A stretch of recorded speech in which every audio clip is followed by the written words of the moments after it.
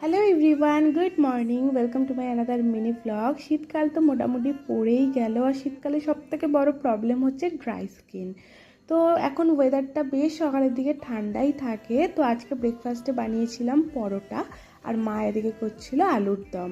তো ব্রেকফাস্ট সেরে দেন তাড়াতাড়ি রান্নাটা বসিয়ে দিয়েছিলাম। করেছিলাম বেগুন ভাজা, পটল ভাজা, কুমড়ো ভাজা, আলু ভাজা অ্যান্ড শাক ভাজা। 5 রকমের ভাজা করেছিলাম। দেন মাছ ভেজে এখানে করলাম মাছের ঝাল। তারপরে দুদিকে গ্যাস জ্বালিয়ে একদিকে বসিয়ে দিলাম শুক্তো আর একদিকে চাটনি, আর সব শেষে করেছিলাম চিকেন। তো তারপরে স্নান টান সেরে ভালো করে স্কিন কেয়ার করে নিলাম। আসলে আজকে আমাদের বাড়ি থেকে আমার বোনকে দেওয়া হচ্ছে আইবুড়ো ভাত, তাই জন্যই এত কিছুর প্রিপারেশন। ওকে কি মিষ্টি লাগছে তাই না? ওকে সমস্ত খাবার সাজিয়ে গুছিয়ে দিয়ে দেন আমিও লাঞ্চটা সেরে নিলাম। তো ভিডিওটা যদি ভালো লাগে তাহলে একটা লাইক করে দিও এবং চ্যানেলটিকে প্লিজ সাবস্ক্রাইব করে দিও। টাটা।